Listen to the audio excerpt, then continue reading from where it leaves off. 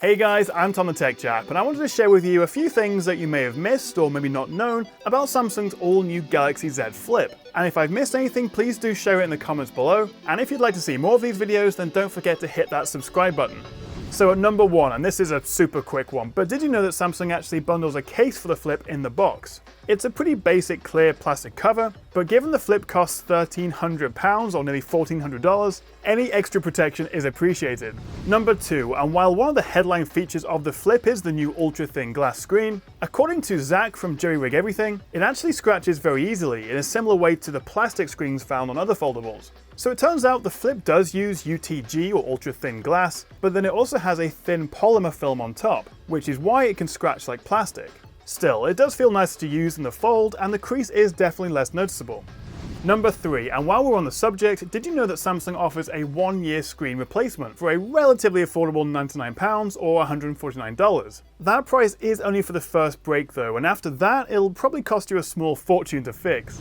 Number 4, and because the Flip ships with Android 10, we get new and improved gestures. I mean, first of all, switching from nav keys to gestures frees up that extra space at the bottom of the screen, but now we also get swiping from the edge to go back. On Android 9, like I still have on my Galaxy Fold, I have to swipe up from the bottom to go back, which is annoying given the size of the phone. So particularly for the tall Flip, this makes it so much easier to use.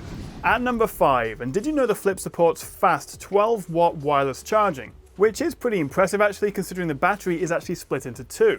It only works when folded, but it is pretty cool just to flip it closed and place it on a Qi wireless pad. Plus, it also supports reverse wireless charging, so you can then top up other devices like the Galaxy Buds.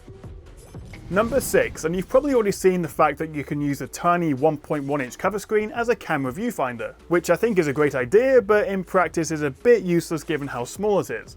And the idea is you can then take a selfie with the good quality rear cameras. But what you can also do is jump into the camera app when it's unfolded and tap the little grey icon in the top right corner to turn it on, and so then whoever you're taking a photo of can then try and, well, squint to see themselves in the cover screen viewfinder.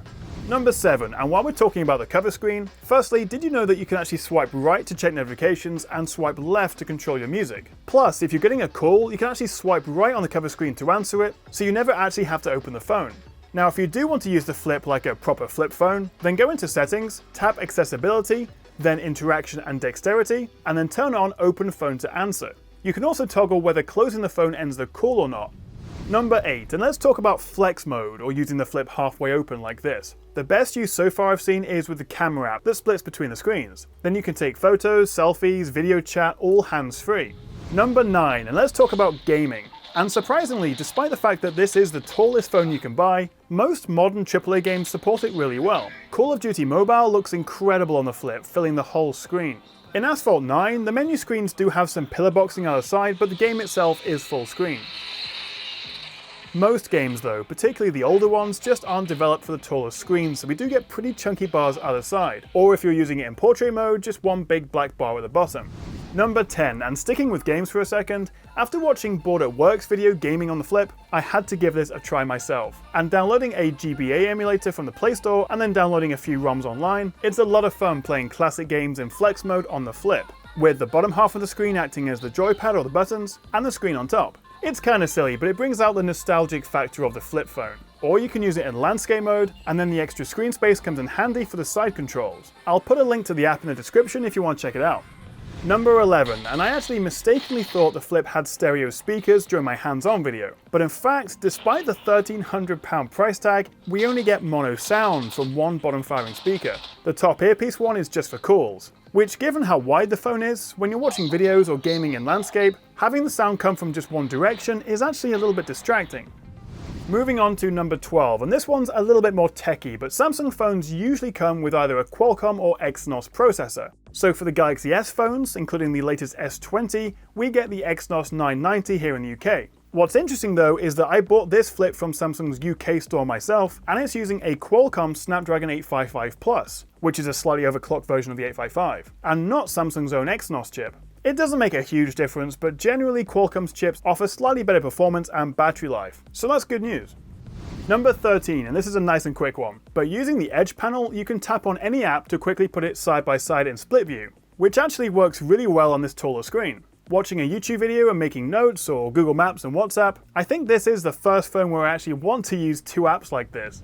Number 14, we're nearly there guys, I promise. Now you've probably already seen the new single take feature mentioned, but did you know it also works with a selfie camera? Over 10 seconds it captures video, boomerangs, portraits, it uses filters, and then you can swipe up and see the full portfolio. To be honest, I don't know how often I would use this, but if you love a good selfie with your friends, then this could be fun. It's a bit like one of those photo booths you get at parties. And finally, number 15, here's a couple of quick tips to make using the Flip a bit easier. First, long press on the home screen, go to settings, and enable swipe down for notification panel. Now you can swipe down from anywhere on the home screen, you don't have to reach all the way to the top. Also, if you want to turn off Samsung Daily, which is the little news feed left of the homepage, just pinch in and tap the toggle icon. Now I already mentioned about gestures, but another tip is to go to the display settings and turn on dark mode, which should help with battery life. Plus it's a little easier on the eye.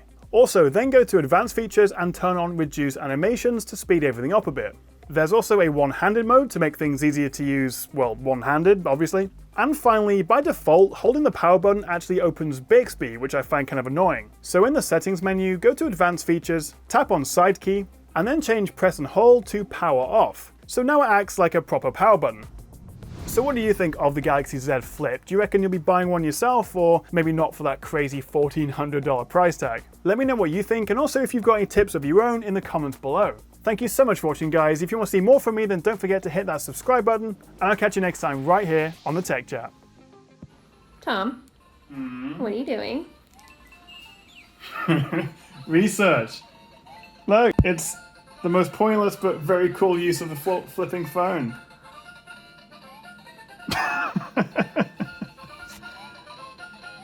This was definitely worth $1,400.